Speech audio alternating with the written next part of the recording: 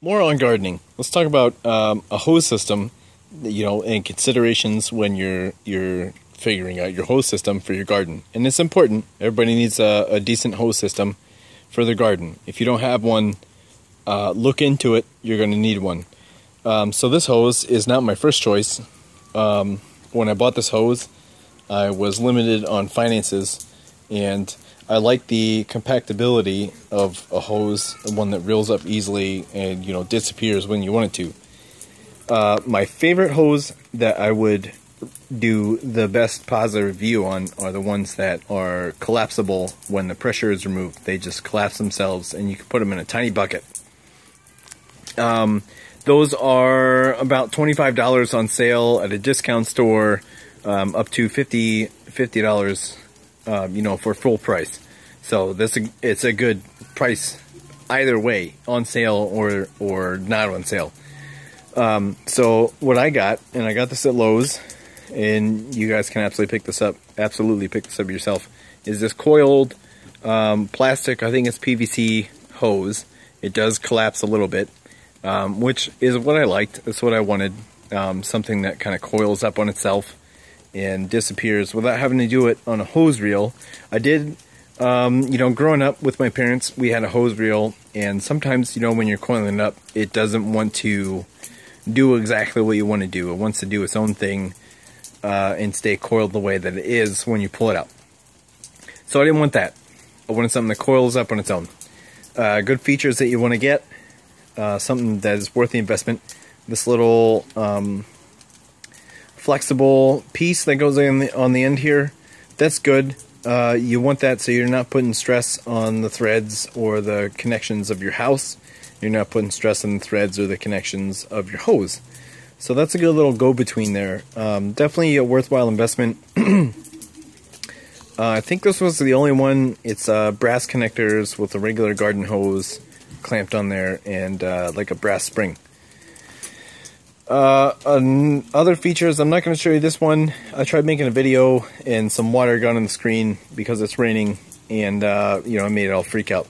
So instead of doing that and having another freak out and a loss of the video content, I'm going to show you guys another connection. It's just the same as this one.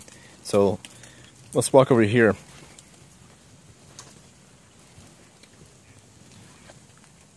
So this is the style connectors that I used. These are quick disconnects, much like your air compressor. There's a female end with a collar that pulls back, and then the male end pops out.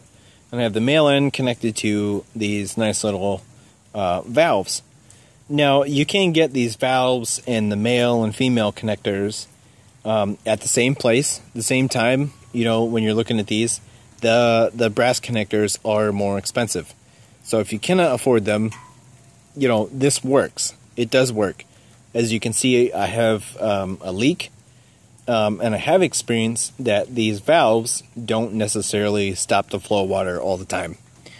Some of these valves, I would say 3 out of 4 have failed and do not stop the flow pretty much at all. Some of them stop it completely, some of them don't work at all. If I had more money and had to go back and do it again, I would have bought the brass connectors. All of them, the male and female quick disconnects and the valves. It's much more worthwhile. You're not going to have as many leaks. Your valves are going to close and stay closed with much more quality assurance. If you do have a leak, don't waste it. So in here, that is a hot pepper plant. That's some okra that I have growing. These are rocks that I put around it on purpose. I did put these rocks here on purpose, and I'll make a separate video on that. It's called lithic mulching. You're not going to find much video content on it. I happened upon this idea on Netflix, on a documentary about Easter Island. So I'll make a whole separate video on that. It's very important. I want you guys to know that. So if you have a leak, even though it's raining and this is all getting watered by itself, don't waste your leak. Especially in dry seasons, or in like California where you have water issues or something like that. Don't waste your leaks. Put it over your garden. Water your plants. let the drips go in there and slowly irrigate your plants. And you can move it around your garden, over there on this onion tower in my potatoes. I have some corn over there. You can put it wherever you need it to go, and it'll drip out slowly and plant the plants that you notice aren't doing so hot. So that's good. Again, I said these connectors work like your air tool connectors.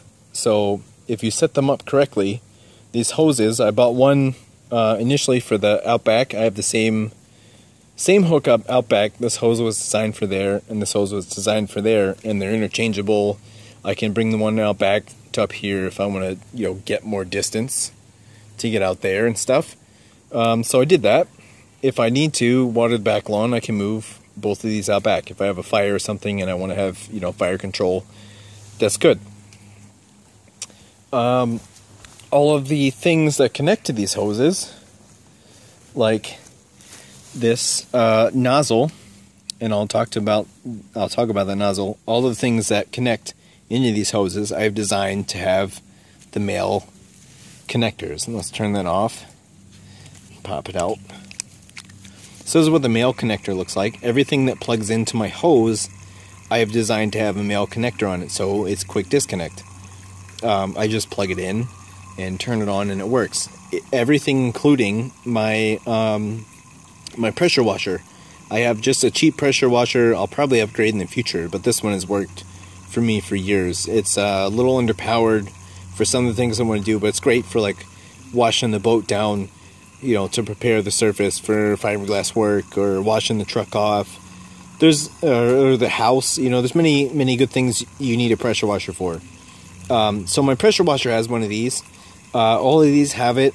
I had a sprinkler. It broke, but my sprinkler had one of these on it. Everything that I plug my hose into has a nice little male connector on this, just like my air tools.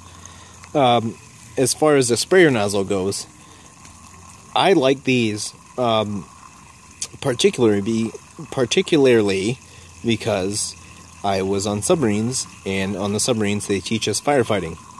And this is a very similar idea, component setup as to what we learn about in firefighting. In firefighting, normally it would come off the back here and there would just be a pistol grip, just because for ergonomics or whatever. This operates the same way. This is the valve. It operates the valve that initiates flow, and then you turn the nozzle to make it a fine spray or a soaking spray. And you can do anything in between. It's pretty much infinitely variable. And then the feature that I like about these, if I ever do have a fire in my own home, I can use it like a fire hose. I can, fight the fire because I know how to. Don't do that on your own. Don't fight your own fires if you don't know how to fight your own fires. You should look up that information so that you can do it. And then this, if you have high enough pressure in your water line, you can do that until the fire company, arrives. Don't put your life in danger, but if you know what you're doing, you have that option. That's why I bought these. They water my garden, and if I need to, they're an emergency fire extinguishing source, which is fantastic. So what else is there to say about a garden hose? We talked about the reel option. I'm not a big fan of the reel option. Some of you guys might be. If you have a smaller lawn, you can absolutely go with one of these coils. I'm not a happy fan of these coils. Every time the water has to make a turn, you're going to lose some head loss and lose some pressure. And I think the expandable hoses are the best way to go. I would like to see that technology across the board. I don't like standard hoses for the garden hoses. There are other options. I think I'm going to upgrade my watering system here in my whole garden. Right there is my water outlet. They have porous soaker hoses that do pretty much the same thing as this little leak does. They drip water into the whatever you lay them on, the soil. They're black, they're porous, they drip water, and you can hook them into regular garden hose connectors.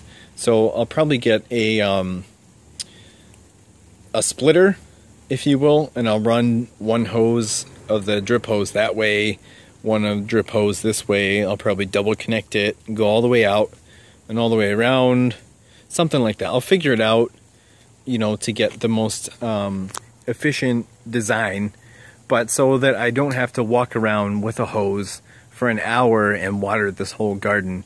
You know, that would be a much better option. I would just turn on this valve over here and my whole garden gets watered all day long. I don't have to worry about spraying the leaves and getting sunspots and mold and whatnot. You know, turn it on in the morning, go to work, come back, turn it off, and the whole garden would be watered.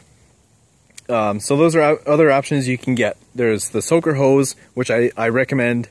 The self-expandable hose, which is another thing I recommend. This hose does work. It is adequate for what I'm doing.